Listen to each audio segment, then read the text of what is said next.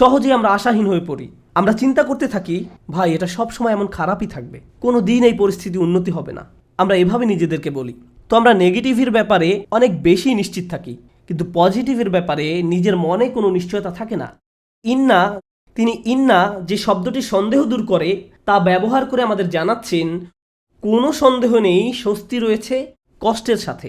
স্বস্তির সাথে ব্যবহার করলেন, তিনি স্বস্তির উপর জোর দিলেন, যেন একজন মুমিন যখন এই আয়াত তেলাওয়াত করবে সে মনে করবে আমার কষ্টের ব্যাপারে সন্দেহ থাকতে পারে, আমি সমস্যাটাকে যত বড় মনে করছি এটা আসলে ততটা বড় সমস্যা নয়, কিন্তু আল্লাহ যে স্বাচ্ছন্দ্য নিয়ে আসছেন সেটা অনেক বড় এবং নিঃসন্দেহে তা আসছে।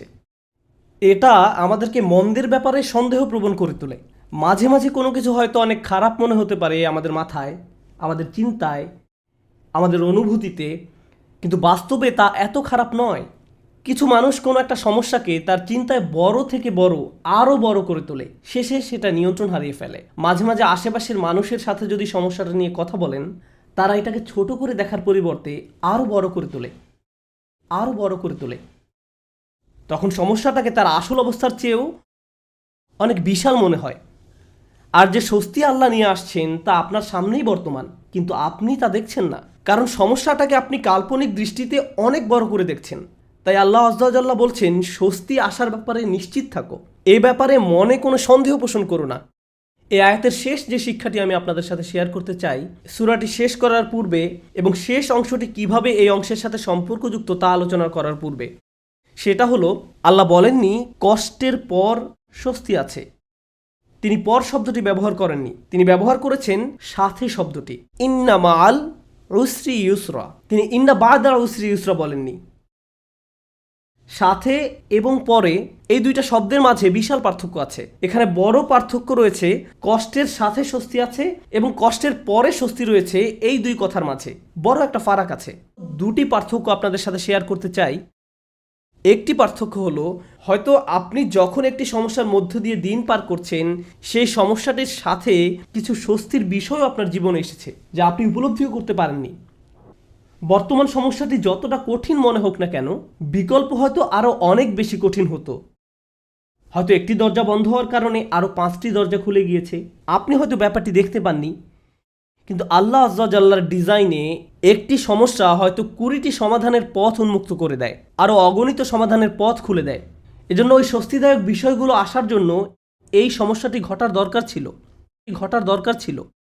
এটি আল্লাহর বিজ্ঞ ডিজাইনের অংশ, আমরা হয়তো তা শনাক্ত করতে পারি না। অন্য কথায়, হ্যাঁ, আমার মন বলছে আমি সমস্যার মধ্যে দিয়ে যাচ্ছি, কিন্তু এই সমস্যার মধ্য দিয়ে আল্লাহ আমার জীবনে স্বস্তি নিয়ে আসছেন নিশ্চিতভাবেই, শুধু আমাকে সেটা খুঁজে পেতে হবে। সমস্যা আমি দেখতে পাচ্ছি, কিন্তু সমাধান কোথায় সেটা আমাকে খুঁজে বের করতে হবে। জীবনে আমরা যত ভয়ানক অভিজ্ঞতার মধ্য দিয়ে যাই, তখন আমরা এভাবে প্রশ্ন করি যে আমাকে কেন এই বিপদে ফেলা হলো, কেন আমার সাথে এমন হচ্ছে, আমি কি এমন অন্যায় করেছি, এর থেকে ভালো কি আসবে।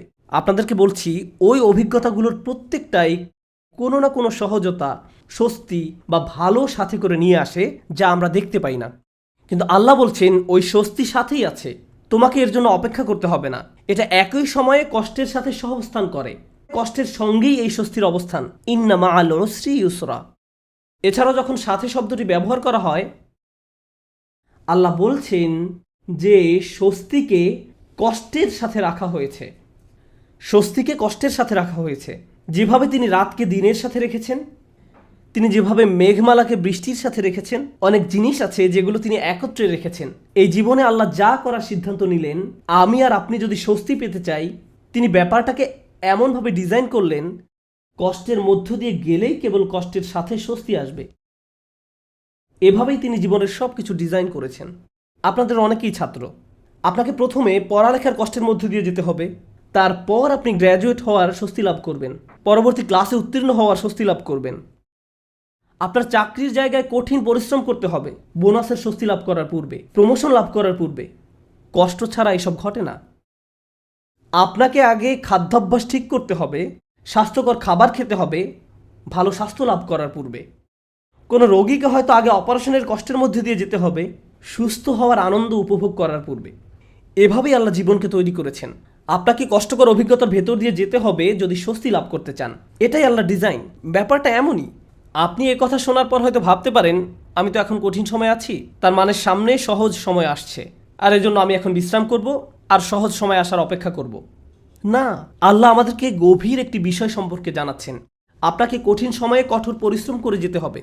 বসে বসে এমনটি ভাবলে হবে না যে আল্লাহ তো সহজের প্রতিশ্রুতি দিয়েছেন, তাই আমি তার অপেক্ষায় থাকব আর বসে বসে কাঁদব। No. এই জন্য তিনি পরের আয়াতে আমাদের রাসূল সাল্লাল্লাহু আলাইহি সাল্লামকে বলছেন, ফাইদা ফারাগাতা ফানসব। শক্তিশালী একটা বাক্য। অতএব যখন আপনি অবসর পান, পরিশ্রম করুন।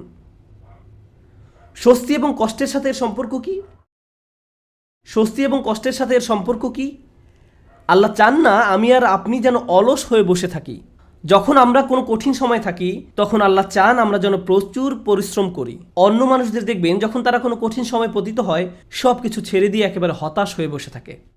তারা নিরাশ হয়ে পড়ে, উদ্বিগ্ন হয়ে পড়ে, সব কিছু বাদ দিতে শুরু করে। কিন্তু বিশ্বাসীদের বেলায়, যখন তুমি কঠিন কোনো পরিস্থিতিতে পড়ো, তখন তুমি অবসর পেলেই নিজেকে কঠোর পরিশ্রমে নিয়োজিত করো, নিজেকে কাজে লাগাও, উৎপাদনক্ষম বানাও।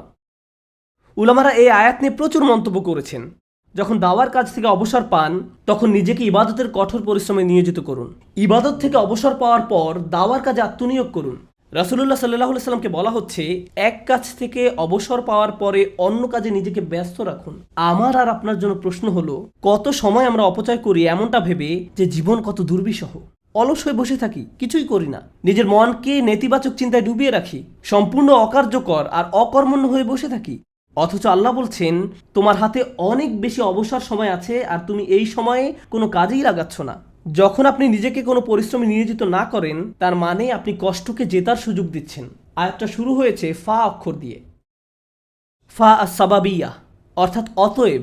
তুমি যেহেতু স্বস্তি কামনা করো, তাই তোমার নিজেকে পরিশ্রমে নিয়োজিত করতে হবে। এটা শেখার ফলে তোমার উচিত নিজেকে পরিশ্রমে নিয়োজিত করা।